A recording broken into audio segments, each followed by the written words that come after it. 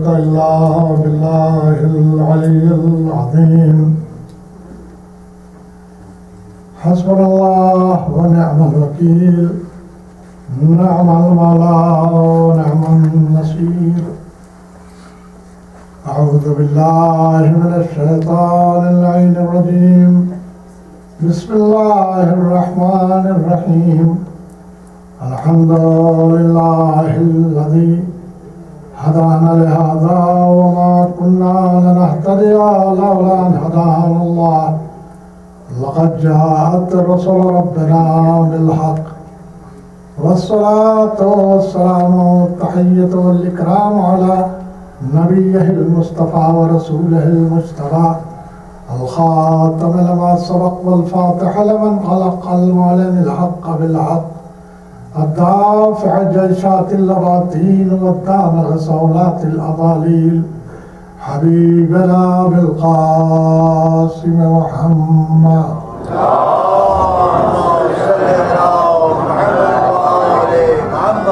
وعلى عترته الطاهرة وذريته النجباء السعداء الذين أذهب الله عنهم الرجس وطهرهم تطهيرا.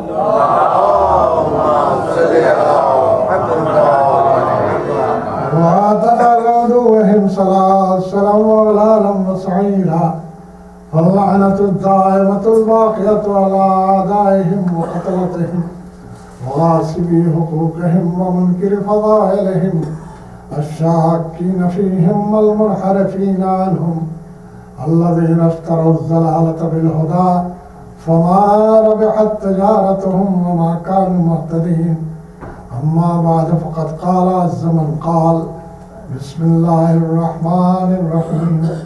الله ولي الذين آمنوا يخرجهم من الظلمات إلى النور، والذين كفروا أولياءهم الطاغوت يخرجونهم من النور إلى الظلمات، أولئك أصحاب النار هم فيها خالدون. صلوات اللهم صل على محمد وآل محمد. عزیزان گرامی، قرآن مجید کی سایہ مبارکہ نے یہ بات واضح کر دی ہے کہ انسانوں کے لیے صرف دو منزلیں ہیں اور دو قسم کی قیادت ہے. اللہ صاحبان ایمان کا ولی ہے اور کافروں کے بہت سے اولیاء ہیں. اللہ صاحبان ایمان کے قافلے کو نور تک لے جاتا ہے اور کافروں کے اولیاء کافروں کے قافلے کو ظلمت کی طرف لے جاتے ہیں. اللہ جس قافلے کو منزل نور کی طرف لے جاتا ہے، اس قافلے کی ہر فرد کا صاحب ایمان ہونا ضروری ہے، اس لیے کہ اللہ نے اس آیہ مبارکہ میں واضح کر دیا ہے کہ اللہ مومنین کا ولی ہے. میں نے عرض کیا کہ اللہ کی ولایت کا مظہر خلاق کائنات نے اپنی ولایت کا مظہر پیغمبر اسلام کو قرار دیا، اور وہی کام جو قیادت الہیہ میں ہونے والا ہے اس کی ذمہ داری سرکار دو عالم ختمی مرتبت پیغمبر اسلام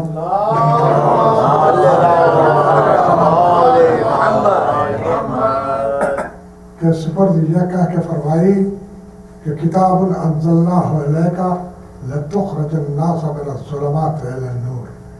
ہم نے یہ کتاب آپ پر اس لیے نازل کی ہے تاکہ اس کے ذریعے آپ ظلمت سے نکال کر لوگوں کو نور تک پہنچائے. ولایت الہی ایک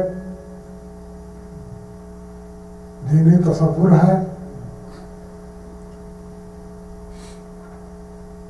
ہر ذہن کے اندر یہ لفظ موجود ہے. صاحبان ایمان میں خصوصاً لفظ ولایت جانا پہچانا لفظ ہے.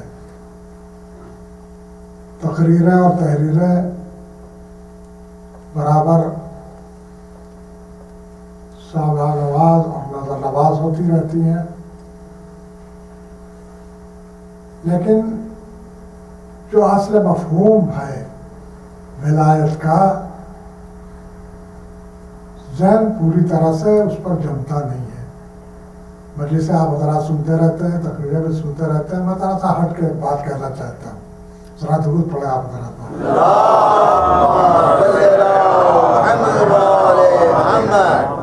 یہ ولایت جو در حقیقت کار الہی ہے، اللہ اپنے امور کو انجام دینے کے لیے مظاہر مقرر کرتا ہے، مظاہر، اور اسی مظہر کی تخلیق کے لیے اس نے نور اول کو پیدا کیا اور پھر اس نور اول کی تقسیم کی، ایک حصے کو رسالت عطا کی اور دوسرے حصے کو امامت عطا کی۔ کار ولایت الہی کی ذمہ داری رسالت پر بھی ہے، اب کار ولایت الہی کی ذمہ داری امامت پر بھی ہے۔ انبیاء کا سلسلہ ظاہر ہے کہ سرکار دو عالم پر آ کر ختم ہو گیا ہے، اور ہم سب اس بات کے معترف ہیں کہ حضور سرور کائنات خاتم النبیین ہے۔ نبی تو کوئی نہیں آنے والا ہے، لیکن ہدایت کا سلسلہ رکنے والا نہیں ہے۔ پیغمبر خاتم النبیین ہے، یقیناً نبوت کا سلسلہ ختم ہو گیا ہے، لیکن ہدایت کا سلسلہ ختم نہیں ہوا۔ یہ ہدایتیں ہوتی کہاں کے لیے ہے؟ ہدایت کو اگر سمیٹ دیا جائے تو مفہوم اسی نور و ظلمت کی طرف آ کر راجع ہو جاتا ہے، یعنی ہدایت انسانی قافلے کو ایمان تک لانا اور ایمان سے کے بعد ان کو نور کی منزل تک پہنچانا، اسی کی ہدایت ہے۔ یہی فریضہ ہے سرکار رسالت کا، یہی فریضہ ہے تمام ائمہ معصومین کا۔ درود پڑھے آپ ذرا۔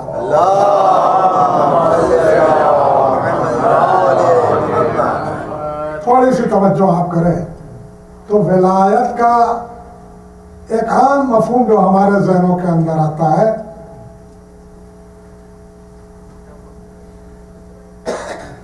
چاہے لفظ ولایت ہو چاہے لفظ مولا ہو، جو ایک تصور ہمارے ذہن میں آتا ہے وہ دوستی، محبت، دوستی۔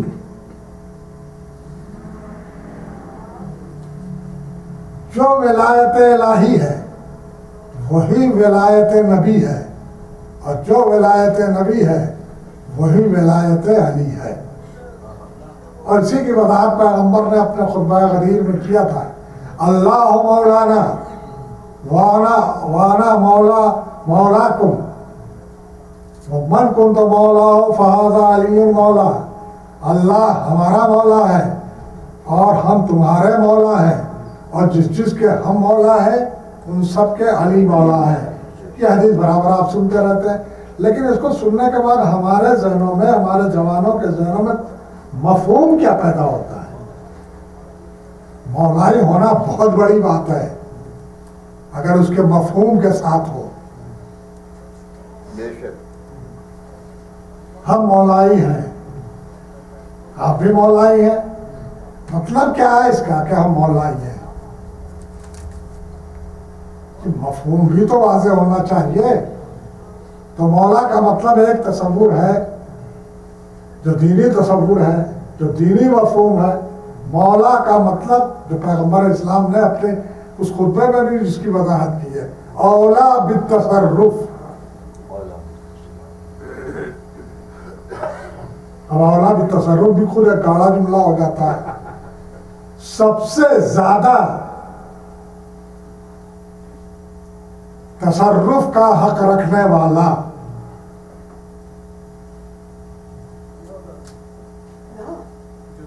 کنٹرول کا اہل آپ اس کو میں نہیں جانتا کہ اس کا تصرف کی انگریزی کیا ہوگی۔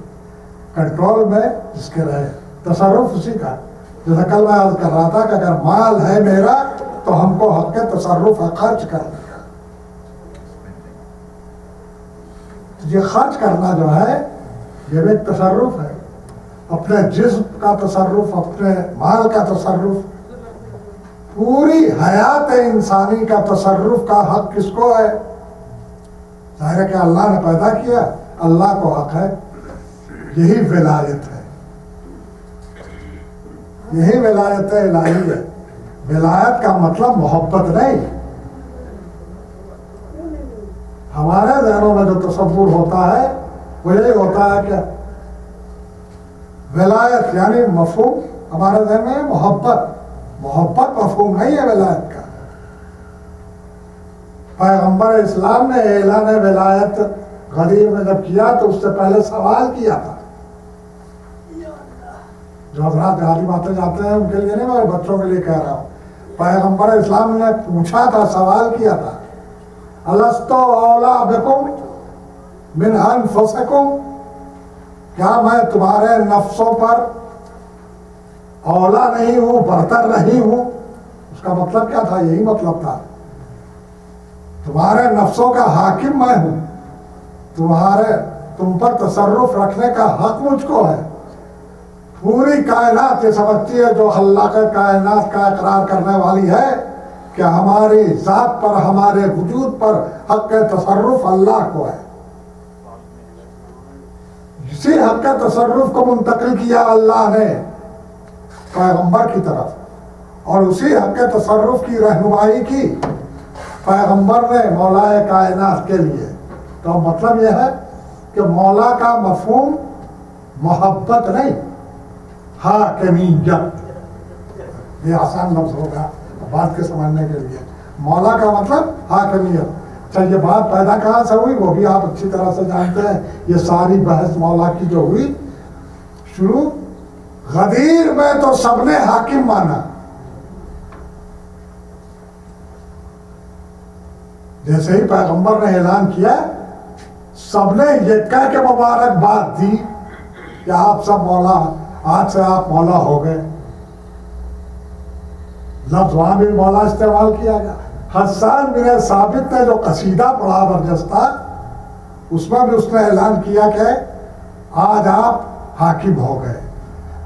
غدیر کے میدان تک مولا کا مطلب حاکم تھا، اور سقیفے میں آتے آتے مولا کا مطلب محبت ہو گیا.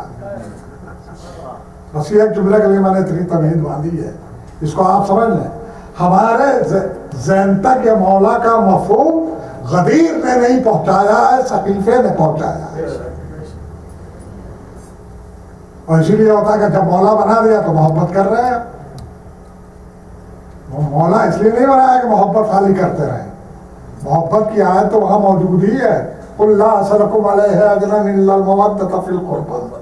محبت تو واجب ہے ہی ہے اپنی جگہ پر، لیکن مولا کا مطلب حق تصرف، حاکمیت.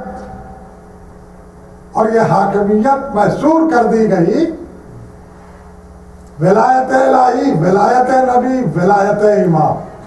انما ولیکم اللہ ورسولہ والذین یقیمون الصلاۃ ویؤتون الزکاۃ وهم راکعون. اب یہ انما سے حصر کر دیا گیا. لفظ انما جہاں استعمال ہوتا ہے جانتے ہیں، سنتے رہتے ہیں، گھیر دیا جاتا ہے، آپ کوئی دوسرا آنے نہیں پائے گا. انما ولیکم اللہ، اللہ کی ولایت، ورسولہ، رسول کی ولایت، وَيُقِيمُونَ الصَّلَاةَ وَيُؤْتُونَ الزَّكَاةَ وَهُمْ رَاكِعُونَ، امام کی ولایت. یہ ولایت تو حق کے تصرف ہے. تو میں کہہ یہ رہا تھا میدان غدیر سے چلا یہ لفظ مولا، اور اس کو پوری طرح سے قابل بحث بنا دیا گیا کہ اس کا مطلب ہے کیا. تو ایسا نہیں ہے کہ سقیفے میں جانے والے نے اعلان غدیر کا انکار کیا ہو، وہ بھی غدیر کا اعلان مانتا ہے، وہ بھی اس کو تسلیم کرتا ہے کہ ہاں یہ واقعہ ہوا اور پیغمبر اسلام نے یہ پیغام پہنچایا، لیکن ذرا سا ہیر پھیر سے مسئلہ ہی ختم ہو گیا. وہ ہیر پھیر یہی ہے، کہا مولا کہا تو، لیکن مولا کے معنی محبت کے، یعنی جس کو مجھ سے محبت ہے اس پر لازم ہے کہ وہ علی سے محبت کرے. یہ مفہوم نکال لیجیے آپ. تو محبت میں لفظ مولا کو محصور کرنے کا فائدہ انہوں نے یہ اٹھایا محبت یہاں ہوگی حاکمیت کہیں اور ہوگی. یہیں سے تو چلے گا سلسلہ. جب پیغام مولائیت سن لیا اور حق تصرف علی کا ثابت ہو گیا تو اب کسی کے حاکم ہونے کا سوال ہی کیا پیدا ہوتا ہے. لیکن انہوں نے کہا محبت کرنا ان سے ہے اور حکومت ان کی برداشت کرنی ہے. جبکہ پیغام غدیر بالکل ایسا نہیں تھا. پیغام غدیر اسی لیے کہ بلا ولایت کے قافلہ ایمانی. ذرا درود پڑھیں آپ ذرا.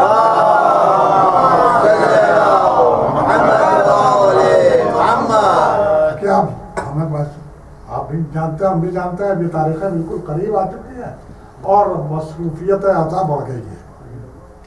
اور مصروفیت اعضاء ہے پھر مجلسوں کا سلسلہ ہوگا. مجھے نہیں معلوم یہاں کے کیا پروگرام ہوتے ہیں. جلوس کے بارے میں کہا جا رہا ہے. ظاہر ہے کہ یہ چند دن ہوتے ہیں اس کے اندر پوری توجہ کے ساتھ شرکت کرنی چاہیے. خصوصاً جلوس کے اندر تو ضرور شریک ہونا چاہیے شوکت حسینیت کے لیے, مظاہرہ حسینیت کے لیے. جب تک کہ جلوسوں کو لے کر آپ سامنے نہیں آئیں گے بازاروں میں اور شاہراہوں میں شوکت حسینیت کا مظاہرہ نہیں ہوگا. سوگواری تو حسینیوں میں چل سکتی ہے لیکن شوکت حسینی کے مظاہری کے لیے آپ کو باہر آنا پڑے گا. کیونکہ ہمارا کام صرف اسلام قبول کرنا نہیں ہے, ہر مرد مسلم کا فریضہ تبلیغ بھی ہے. اسی طرح حسینیت کو قبول کرنا ہی ہمارا کام نہیں ہے, حسینیت کی تبلیغ بھی ضروری ہے. بالکل اسی طرح سے جس طرح مولا کائنات کے لیے پیغمبر اسلام نے فرمایا جو آج سن رہا ہے سن لے اور جس نے نہیں سنا ہے اس کو پہنچا دے. تو مولائیت کا پیغام بھی اس کی تبلیغ بھی ہر فرد مومن کا ایک فریضہ ہے. درود پڑھیں آپ.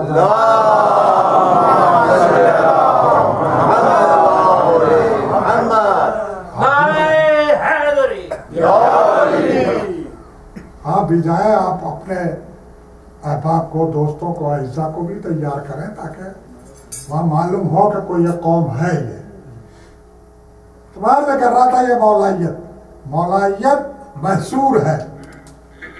ولایت الہی, ولایت نبی, ولایت ائمہ علیہم السلام, اور جو اس کے حصار سے نکلا اسے کبھی نور کی راہ نہیں مل سکتی. اس لیے کہ نور کی راہ کے لیے قیادت ولایت ضروری ہے اور قیادت ولایت محصور ہے انہی تین ذاتوں میں. ایک ذات الہی, ایک ذات نبی, ایک ذات ائمہ علیہم السلام. اور ائمہ کی خصوصیت ہے, سارے انبیاء کو سمیٹ کر کبھی یہ بات کہی ہے لیکن ائمہ کے لیے خاص طور سے ہے یہ وَجَعَلْنَاهُمْ أَئِمَّةً يَهْدُونَ بِأَمْرِنَا. ہم نے ان کو امام بنایا, وہ ہدایت کرتے ہیں ہمارے امر سے. منمانی ہدایت سے نور کی منزل نہیں ملتی ہے. جو ولایت الہی ہے وہی سرچشمہ ہدایت ہے. اس نے جسے فریضہ ولایت سپرد کیا ہے اسی نے امانت ہدایت بھی اس کے سپرد کیا ہے. بھٹکتی ہوئی دنیا جب پیغام دین اور پیغام اسلامی کو سن کر صاحب ایمان بنے گی تب اسے ولایت حقیقی نصیب ہوتی ہے. اور ولایت ادھر ادھر نہیں ہے, ولایت کو محصور کر دیا ہے خلاق کائنات نے. اور پیغمبر اسلام کو خطاب کر کے جس لب و لہجے میں گفتگو ہوئی ہے اس سے آپ اچھی طرح سے واقف ہیں. وہ نبی جو 23 سال تک دین اور احکام دین اور قوانین دین پہنچا چکا ہے, اس نبی سے کہا جا رہا ہے کہ اگر آپ نے یہ پیغام نہ پہنچایا تو آپ کی رسالت ختم ہو جائے گی. آپ نے گویا کار رسالت انجام ہی نہیں دیا. یا ایھا الرسول بلغ ما انزل الیک من ربک وان لم تفعل فما بلغت رسالتہ. آپ کو جو حکم دیا گیا ہے، جو نازل ہوا ہے آپ کی طرف اس کو پہنچا دیجئے۔ یہ آیت پڑھتے تو ہم اس طرح سے ہے، ذرا درود پڑھیں آپ۔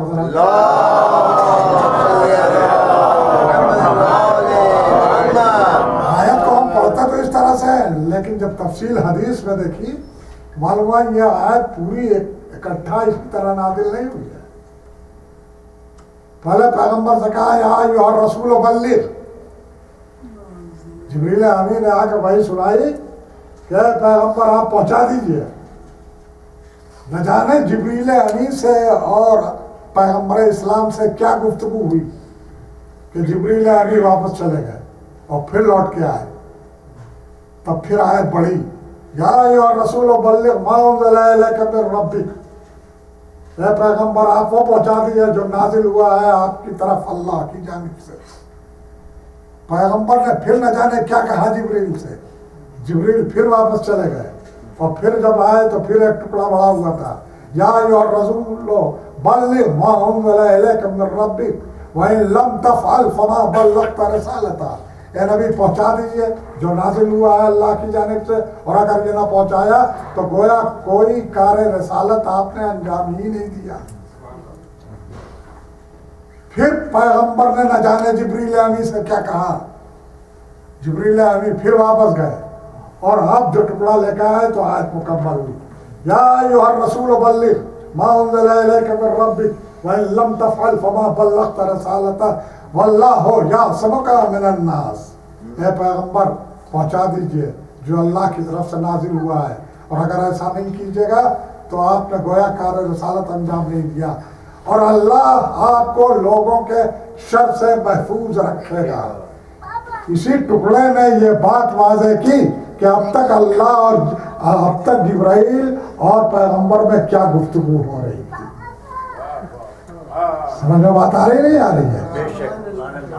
وہ آ کے کچھ کہہ رہے تھے، نبی کچھ جواب دے رہے تھے، ظاہر کہ خطرہ یہی تھا کہ یہ اعلان تو ہو جائے گا لیکن شرپسند موجود ہیں۔ مدینے میں اگر یہ آیت نازل ہوئی ہوتی تو میں سوچتا یہودی کچھ بچے کچے ہیں، کچھ ایسے افراد ہوں گے، لیکن آیت وہاں نازل ہوئی جہاں دو صلاحیتیں جو مسلمان کی سب سے بڑی ہیں وہ دونوں اکٹھا تھی۔ وہی تو صلاحیتیں مسلمانوں کی، ایک حافظ قرآن اور ایک حاجی، یہ دو بڑی صلاحیت ہے نا۔ تو وہاں حافظان قرآن بھی موجود تھے اور سب کے سب حاجی بھی تھے، اس کے باوجود پیغمبر کو یہ خطرہ ہے کہ اگر ہم نے یہ بات کہہ دی، بات سے بات نکلتی ہے۔ کیوں خطرہ تھا پیغمبر کو؟ اس لیے کہ پیغمبر اپنی امت کو خوب پہچانتے تھے۔ آج چاہے دنیا لاکھ کہا کرے کہ پیغمبر 1 لاکھ سے زیادہ ایسے افراد کو، نورانی افراد کو مدینے میں چھوڑ کر گئے کہ جن کی مثال تاریخ میں نہیں ملتی، اور میں اکثر حیرت سے سوچتا ہوں کہ یہ قرآن مجید جو مسلسل منافقین کا ذکر کر رہا ہے وہ ہے کہاں؟ بھائی اسی مدینے میں تو تھے، بھرے ہوئے تھے۔ اتنی بڑی طاقت تھی منافقوں کی کہ مسجد النبوی کے مقابلے میں انہوں نے مسجد بنا لی جسے قرآن مجید نے مسجد زرار کے نام سے یاد کیا، اور پیغمبر نے حکم دیا کہ اس کو ڈھا دو۔ تو یہ مسجد زرار کے بنانے والے کون لوگ تھے؟ کوئی سورہ ایسا نہیں ہے کہ جس میں منافقوں کا ذکر نہ ہو، ہر بڑے سورہ کے اندر موجود ہے، اور پھر پورا سورہ ایک تو ہے ہی ہے منافقوں کا۔ تو 2-4 آدمیوں کے لیے سب اہتمام ہو رہا تھا۔ سرکار دو عالم سے خطاب کر کے قرآن مجید نے کہا یا ایھا النبی جاہد الکفار والمنافقین، اے پیغمبر آپ جہاد کیجئے منافقوں سے اور کافروں سے۔ تو کیا 2-4 آدمی تھے؟ اب کتنے تھے؟ نبی نے نام ہی نہیں بتائے۔ ایک آدھ جو بالکل کھل گئے ان کا نام تو آ گیا تاریخ میں، نام بتایا تو لیلۃ العقبہ میں حذیفہ یمانی سے جب منافقوں نے پیغمبر کی سواری کو گرانے کی کوشش کی تو اسی وقت بجلی چمکی، پیغمبر نے چہرے سب کے دیکھ لیے اور حذیفہ سے بتایا کہ کون کون لوگ تھے۔ اسی کے ساتھ یہ تاکید بھی کر دی کہ تم لوگوں کا نام کسی سے نہ بتانا۔ تو پیغمبر نے پابندی نام بتانے کی لگائی تھی۔ جب حذیفہ مدینہ پہنچے تو انہوں نے کہا منافق تھے۔ لوگوں نے کہا کہ کون کون تھا؟ کہا پیغمبر نے نام بتانے کو منع کیا ہے۔ اب ہر ایک آ کے کہتا تھا میرا نام تو نہیں ہے، میرا نام تو نہیں ہے۔ یہ دیکھیے چور کی داڑھی میں تنکے والی بات ہے۔ جب آپ کو اپنے ایمان پر یقین ہے تو آپ اپنے کو منافقوں میں شبہ میں کیوں رکھ رہے ہیں؟ تو آپ سمجھ رہے ہیں منافقوں کی اتنی بڑی طاقت تھی۔ آپ سورہ منافقون پڑھیں، دیکھیں اس میں ذکر ہے منافق کیا پلاننگ کر رہے ہیں۔ جب ہم اقتدار پا کے مدینے میں داخل ہوں گے تو صاحبان عزت کو ذلیل کر کے نکال دیں گے بغیر طاقت کے۔ اور اللہ کہہ رہا ہے نبی آپ منافقوں سے جہاد کیجئے، کوئی جہاد پیغمبر نے نہیں کیا۔ منافقوں سے کون سی جنگ ہوئی؟ پیغمبر کے زمانے میں منافقوں سے کوئی جنگ تو ہوئی نہیں۔ پیغمبر کی بس میں کتنے منافق ہیں، بلکہ مدینے میں کتنے منافق ہیں، سلسلہ چل رہا ہے۔ منافقوں کی تعداد کا اندازہ اسی سے آپ کریں تو جب اتنی بڑی طاقت ہے اور وہ ساتھ ساتھ ہے پیغمبر کے تو ظاہر یہ حج کے لیے بھی گئے ہوں گے۔ اور جب یہ تعداد لوٹی ہوگی تو اس بھیڑ میں جو 1,24,000 کی بتائی جاتی ہے اس بھیڑ میں وہ لوگ بھی موجود ہوں گے۔ تو جبریل امی جب آ کر کہہ رہے تھے تو پیغمبر انہی کا حوالہ دے رہے ہوں گے۔ اب اللہ نے پوری ذمہ داری کی، واللہ یعصمک من الناس، اللہ لوگوں کے شر سے آپ کو محفوظ رکھے گا، لوگوں کے شر سے محفوظ رکھے گا۔ اور اگر آپ نے ایسا نہیں کیا تو کار رسالت انجام۔ دو ہی موقعوں پر اللہ نے یہ لب و لہجہ اختیار کیا، دو ہی موقعوں پر یہ لب و لہجہ اختیار کیا ہے۔ ایک موقع وہ ہے کہ جب قرآن مجید نے کہا کہ اے نبی اگر آپ بھی ایسا کچھ کیجئے گا تو لَيَحْبَطَنَّ عَمَلَكَ، تو آپ کے اعمال بھی حبط ہو جائیں گے۔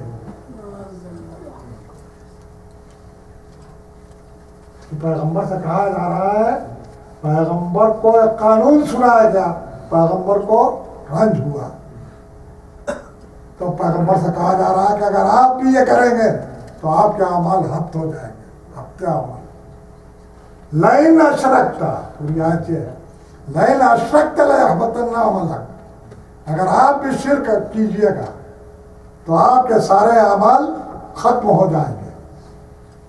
سمجھ رہے ہیں؟ لہجے پر غور کر رہے ہیں؟ پیغمبر کے لیے امکان شرک نہیں ہے، اسی لیے قرآن مجید نے اس لہجے میں کہا تو یہ شرک توحید کے مقابلے میں ہوتا ہے۔ ضرور پڑھا آپ بتا۔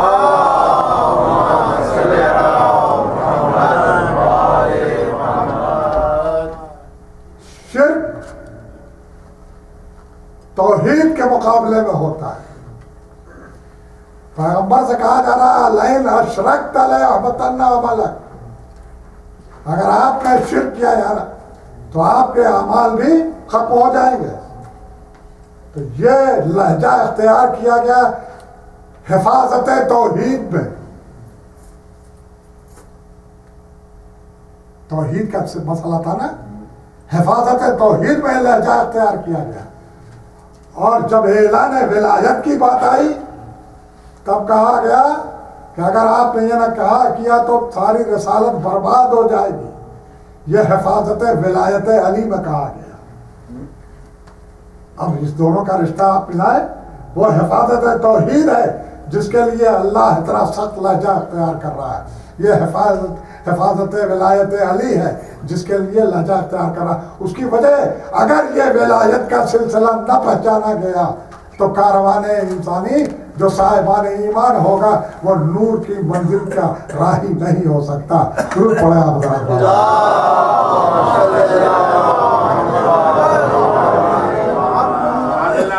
اتنے منافق اسی سے اندازہ آپ کریں کہ پیغمبر کو تسکین دی جا رہی ہے کہ اللہ شر سے آپ کی حفاظت کرے گا. اور پھر اعلان ہوا, پیغمبر اسلام نے اعلان کر دیا. اور جب پیغمبر اسلام نے کہا اعلان کر دیا تو ایک آیت اور اسی سلسلے کی ہے, الیوم یئس الذین کفروا من دینکم, آج کا دن ہے کہ جس دن کفر تمہارے دین سے مایوس ہوا. پوری تاریخ میں اگر دیکھیں آپ, بڑے بڑے کارنامے انبیاء نے انجام دیے, لیکن کفر کبھی مایوس نہیں ہوا. کفر کی کارکردگی دیکھیں, کبھی مایوس نہیں ہوا. اللہ نبیوں پر نبی بھیجتا رہا. ایک صاحب شریعت نبی کی شریعت کی حفاظت کے لیے ہزاروں انبیاء آتے تھے. سب صاحب شریعت نہیں ہیں. ایک نبی بھیجا صاحب شریعت بنا کر, قانون والا بنا کر, اور اس نبی کے بعد ہزاروں انبیاء ہوتے تھے قانون کی حفاظت کرنے کے لیے. اور کفر کے حوصلے اتنے بلند تھے کہ انبیاء کو قتل کر دیتے تھے, کتابوں کو بس کر دیتے تھے. پھر اللہ ایک صاحب شریعت نبی بھیجتا تھا. پھر اس کے بعد قانون کی حفاظت کرنے والے ہزاروں انبیاء. اسی طرح ہوتا رہا حضور والا پوری تاریخ کے اندر. کفر کبھی مایوس نہیں ہوا. مایوس ہوا تو اعلان ولایت علی کے بعد. اعلان ولایت علی کے بعد الیوم یئس الذین کفروا من دینکم, آج کا دن وہ ہے کہ کفر تمہارے دین سے مایوس ہو گیا. اس کا مطلب یہ ہے کہ کفر آدم کے مقابلے میں مایوس نہیں ہوا, نوح کے مقابلے میں مایوس نہیں ہوا, ابراہیم کے مقابلے میں مایوس نہیں ہوا, موسیٰ اور عیسیٰ کے مقابلے میں نہیں مایوس ہوا. 1,24,000 انبیاء آئے, مایوس نہیں ہوا. فتح خیبر کے بعد مایوس نہیں ہوا, فتح بدر کے بعد مایوس نہیں ہوا, فتح خندق کے بعد مایوس نہیں ہوا, سارے جنگیں ہوتی رہیں, مایوس نہیں ہوا. مایوس جب ہوا جب اعلان ولایت ہوا. یعنی یہ کہنا پڑتا ہے کہ کفر کی مایوسی جمال نبوت سے نہیں ہے, جمال امامت سے ہے.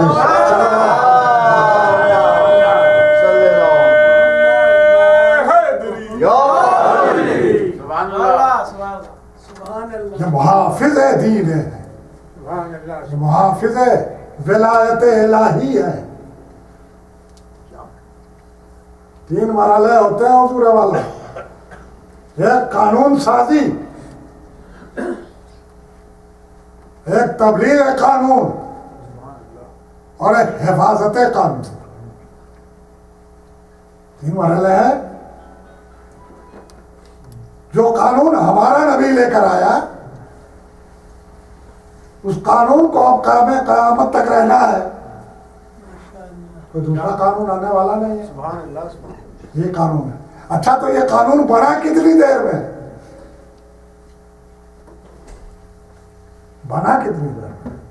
قانون سازی ایک مرحلہ ہے, تو یہ قانون بنا کتنی دیر میں؟ کہا دیر میں کچھ نہیں, اس کا کوئی پیمانہ ہی نہیں ہے ہمارے پاس. مجبوراً ہم ایک لفظ استعمال کر رہے ہیں جو واقعہ نہیں ہے. ایک لمحہ, اللہ کے لیے لمحہ ومحہ نہیں ہوتا کچھ. انما امرہ اذا اراد شیئا ان یقول لہ کن فیکون. اس کا مسئلہ تو اعلانہ کرتا ہو جاتا ہے. تو قانون سازی یہ مجبوری ہماری زبان کی. قانون سازی کا کام لمحاتی ہے. اللہ نے چاہا ہو گیا, قانون بن گیا. قانون پہنچا کتنے دن میں؟ کہا 23 سال میں. قانون کی حفاظت کی ضرورت کب تک ہے؟ جب تک قانون کی ضرورت ہے, جب تک حفاظت کی ضرورت ہے. تو اللہ نے قانون بنایا ارادے سے, نبی نے قانون پہنچایا 23 سال میں. امامت قانون کی حفاظت کرے گی قیامت تک. جب تک قانون رہے گا, جب تک اس کے محافظ کی ضرورت رہے گی. صلوات پر محمد.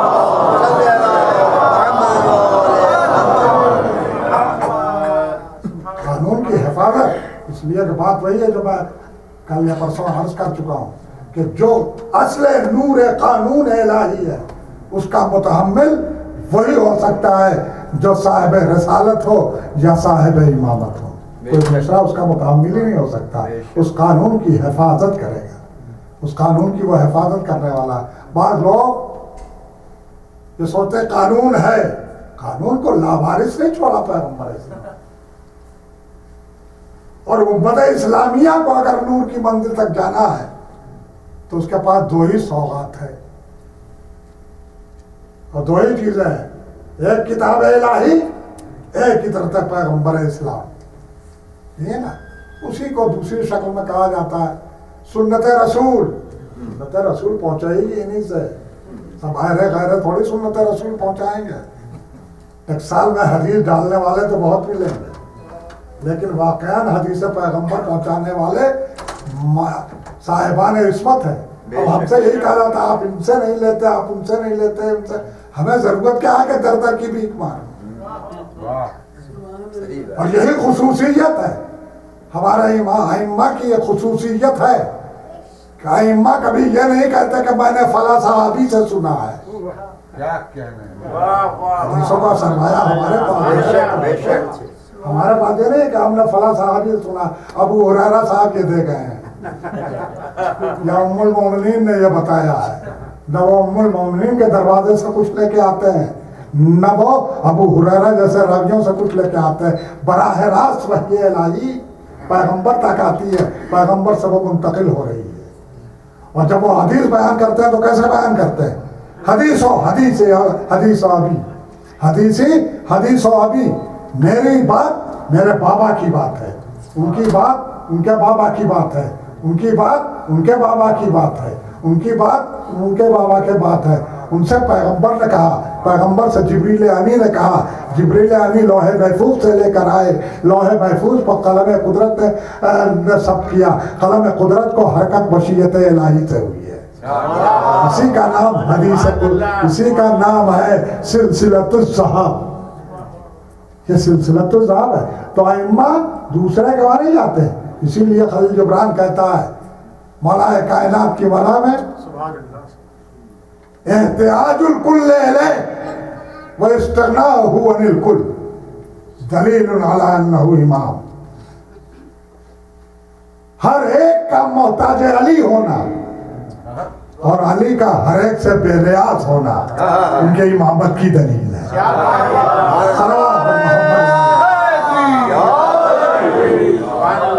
اور اس سلسلہ کو کبھی ٹوٹنے نہیں دیا جا، کسی ایک امام کے بارے میں آپ بتائیں، کوئی ایک امام تو کہیں سوالی، کسی مسئلے میں سوالی ہو، آتے تو بہت ہے حضور والا کہنے کی، لوگ سوچے تو کوئی تاریخ ہے، جب کوئی لکھتا ہے آج بھی تاریخ میں ملے گا، ہم نے نہیں لکھا ہے، انہیں نے لکھا ہے کہ جو اعتراف پہ ولایت نہیں کرتے، وہ لکھ رہے ہیں اپنے دور کے سب سے زیادہ عالم، سب سے زیادہ دین جاننے والے، سب سے زیادہ جود و سخا والے، سب سے زیادہ تقوی و پاکیزگی والے، تو سب سے زیادہ سارے صفات تو ان کے اندر ہے، تم دوسرے دروازے پر کیا کرنے گئے؟ اس کا کوئی جواب نہیں دیتا، اس کا کوئی جواب نہیں ہے۔ علی کی حکمتیں، ان کا علم سب بیان کرتے ہیں،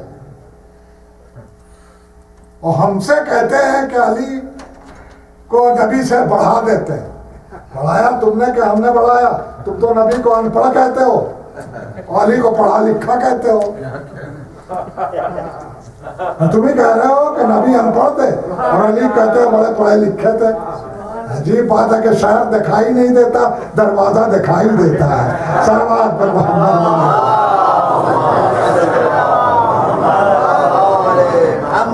خوشنودی امام زمانہ بلند تر صلوات۔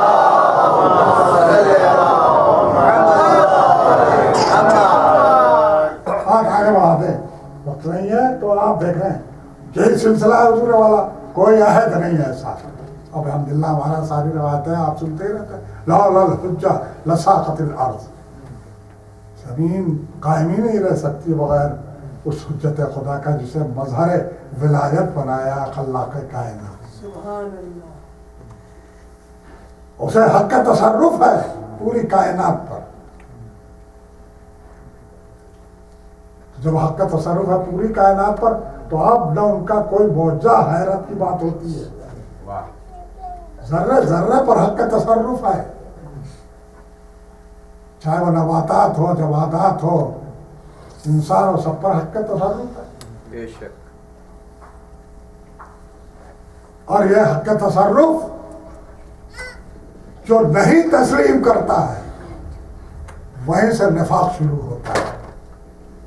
سبحان اللہ. بے شک. میں نے کہا تھا کہ قریب رہنا اور ہے، اعتراف کرنا اور ہے، اور حق کے تصرف کو تسلیم کرنا اور چیز ہے. امام حسن علیہ الصلوۃ والسلام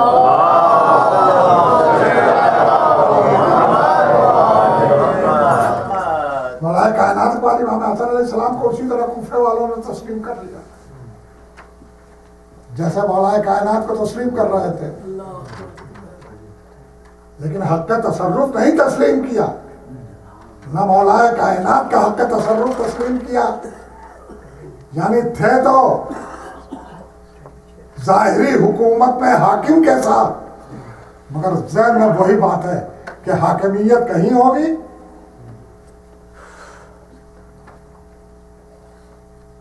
اور محبت کہیں ہوگی. وہ آج بھی محبتی کا دعویٰ کر رہے ہیں تو اب نہ محبت ہے نہ حاکمیت ہے.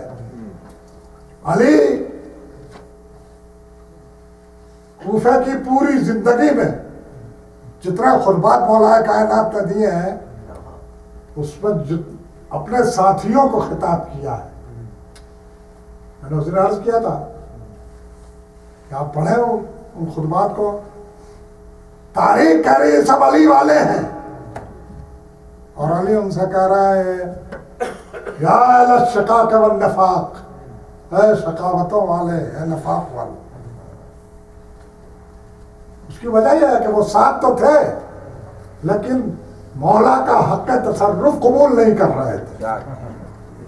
یہ تو مولا نے کہا میں جب تم سے کہتا ہوں کہ جاؤ سردیوں میں لڑنے کے لیے تو کہتے ہو ابھی جانے ہیں، اور جب کہتا ہوں گرمی میں جاؤ تو کہتے ہو بہت لو چل رہا ہے، کہ تپیڑے چل رہے ہیں. قسم خدا کی نہ تم لو سے بھاگتے ہو اور نہ تم جاڑوں سے بھاگتے ہو، تم دشمن کی تلوار سے بھاگ رہے ہو. یہ ہے حق کا تصرف کا نہ قبول کرنا. حق کا تصرف کا نہ قبول کرنا یہ عجیب و غریب ہے. تو پھر کبھی گفتگو ہوگی، موقع نہیں ہے. تو حق کا تصرف قبول نہیں کیا. اور جب امام حسن مجتبی مولا کائنات کے بعد ان کی بیعت ظاہری بھی کی گئی، اور ظاہر ہے کہ امامت کا سلسلہ تو تھا ہی، لیکن وہ حق کا تصرف قبول نہیں کیا گیا. ساتھی تو ہمیشہ ائمہ کے رہے، لیکن حق کا تصرف قبول کرنے والے کتنے رہے؟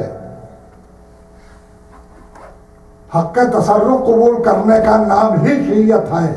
سبحان اللہ سبحان اللہ. حق کا تصرف نہیں قبول کیا تو شیعت کہاں کی؟ کیا کہیں. بے شک.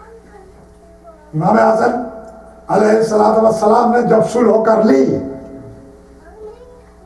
تو صلح کرنے کا مشورہ کرتے ساتھیوں سے. کیا ولایت کا یہی مفہوم ہے؟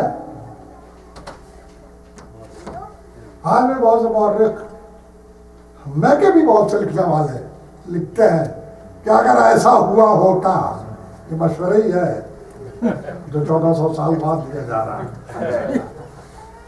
صاحب ولایت صلح کر رہا ہے اور انہی کے ارد گرد رہنے والے جنہیں تاریخ شیعہ کہتی ہے. میں نے اس جملوں کو ہمیشہ یاد رکھا کہ شیعوں کی دو قسم ہوتی ہے، ایک تاریخ کے شیعہ اور ایک حدیث کے شیعہ. پیغمبر نے جب کہا کہ یا علی انت وشیعتک ہم الفائزون، یہ حدیث کے شیعہ ہیں، اور حدیث کا شیعہ وہی ہوتا ہے جو حق کا تصرف کو قبول کرتا ہے، اور جو حق کا تصرف کو قبول نہیں کرتا وہ تاریخ کا شیعہ تو ہو سکتا ہے، تو کیسا رہے؟ وہی جو اطاعت مولا کائنات سے سرتابی کر رہے تھے، انہوں نے جب امام حسن کی امامت کو قبول کیا اور امام حسن نے جیسے ہی سلو کی ویسے خیمے پر تیر برسا رہے تھے، مسلح امام حسن کا کھینچ لیا۔ کون لوگ تھے؟ شام سے گئے تھے، یہ وہی لوگ تھے جو ساتھی تھے ابھی تک، انہوں نے مسلح کھینچ لیا اور کیا کہا؟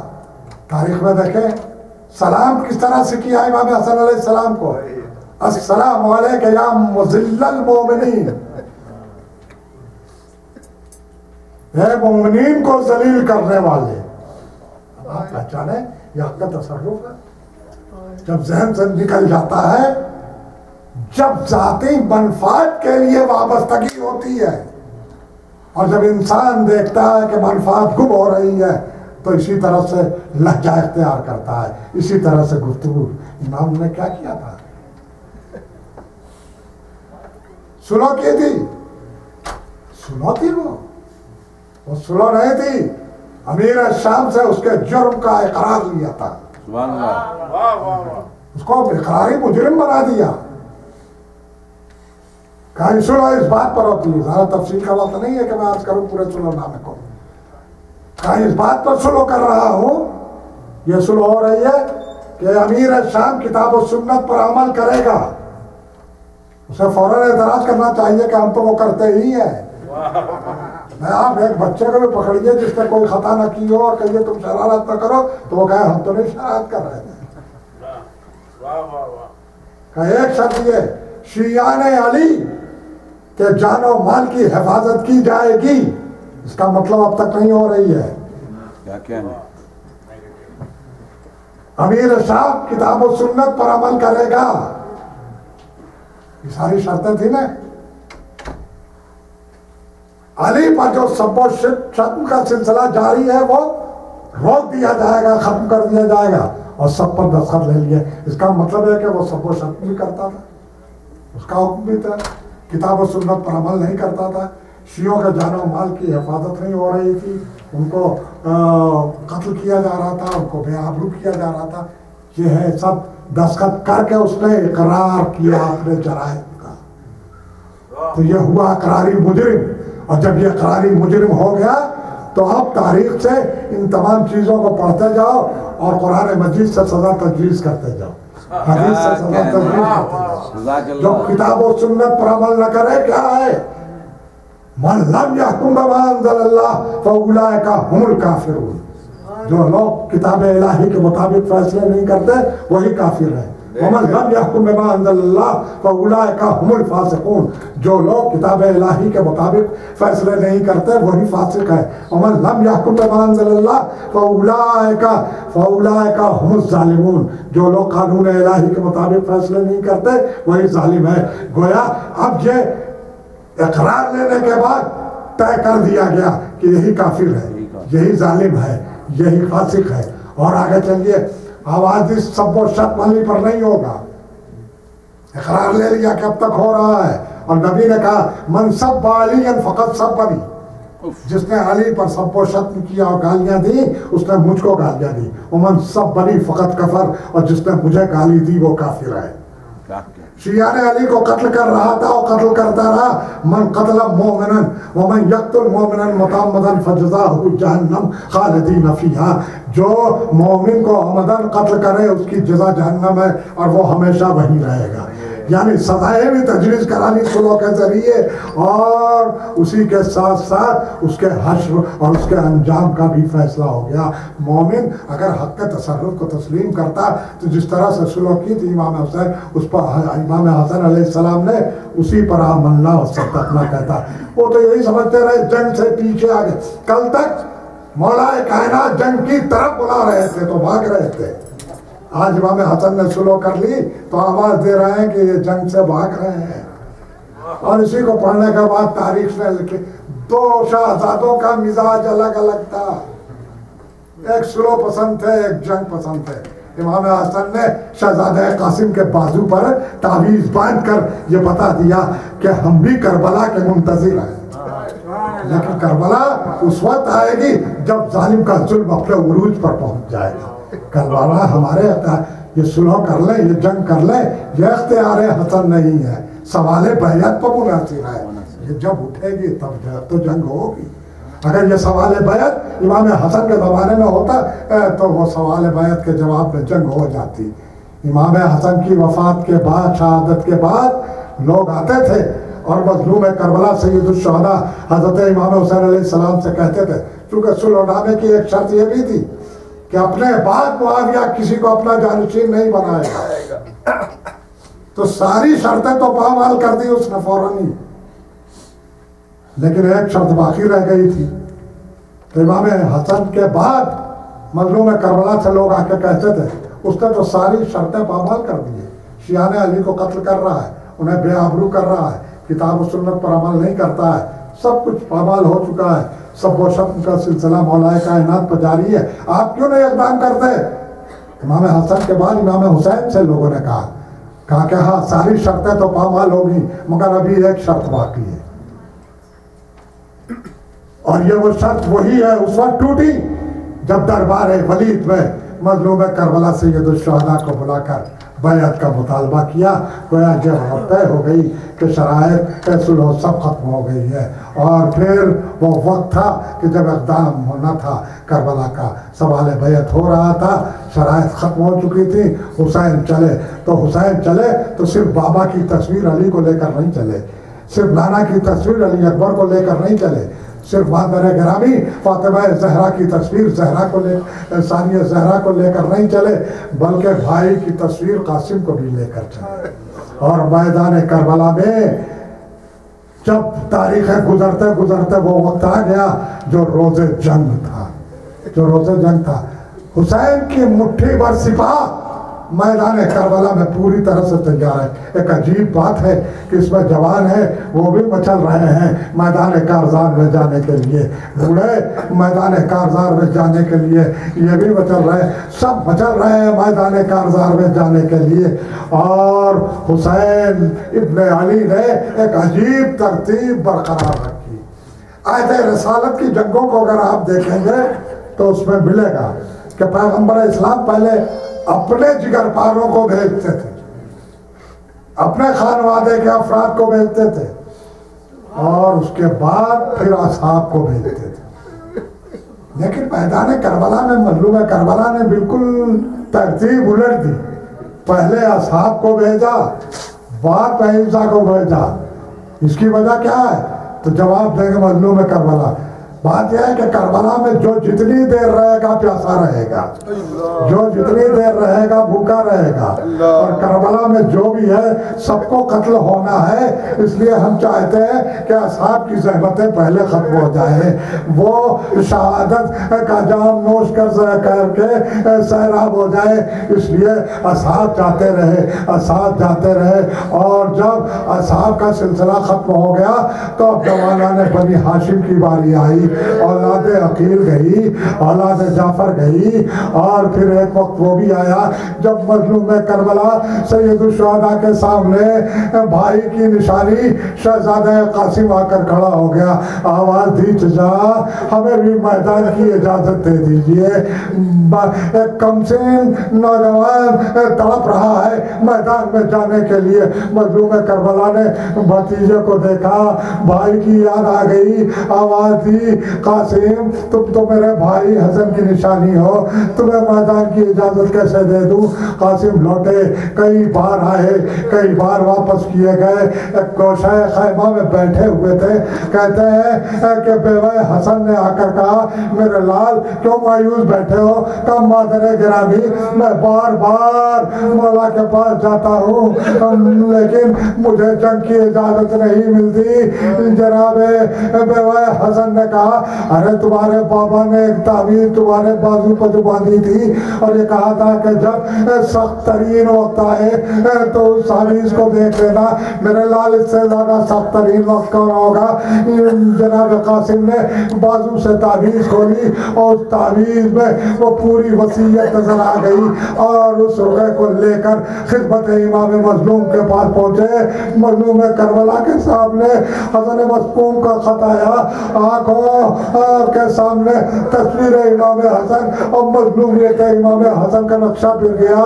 तहरीर को आंखों से लगाया और आवाज दी, कासिम भाई की तमन्ना है, आरज़ू है, जाओ मैदान में, उस मैदान में की तरफ जाने की इजाजत इमाम हसन के शहजादे को मिली। और इतनी उजलत थी इमाम हसन के शहजादे को जाने के लिए कि कहते हैं कोई बाकायदा जंग की कोई तैयारी नहीं की। जो कपड़े पहने हुए थे उन्हीं कपड़ों में एक तलवार लेकर मैदान में चले गए। खानदान बनी हाशिम का शजा था। फरज़दक आया और अजरक आया, अजरक के बेटे आते रहे और शहजादे कासिम की तलवार चलती रही। दुश्मनों को कलाकमा करते रहे, लेकिन जालिमों ने चारों तरफ से जब घेर लिया और तलवारों की बारिश होने लगी, जनाब कासिम घोड़े से मैदान की तरफ आए। अजीब बात है, मैदान करबला में जो मुजाहिद गिरा है घोड़े से, उसने एक बार आवाज दी, या मौला हो अदरिकनी, ए मौला मेरी मदद को आइए, या बता हो अदरिकनी, ए बाबा मेरी मदद को आइए। लेकिन दो शहीद ऐसे हैं कि जिन्होंने मुसलसल पुकारा है, मुसलसल पुकारा है।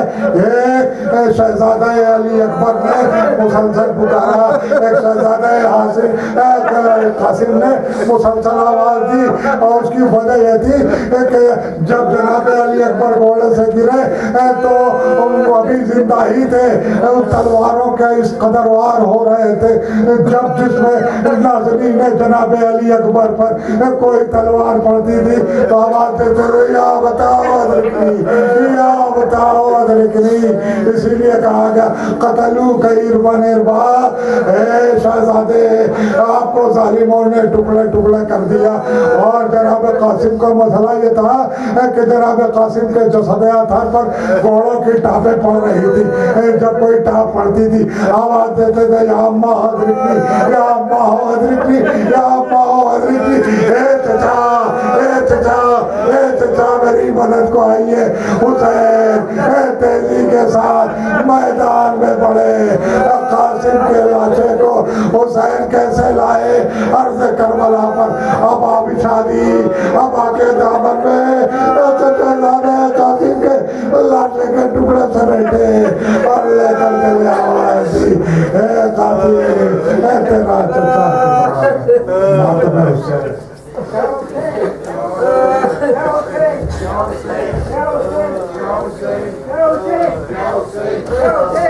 Hussein.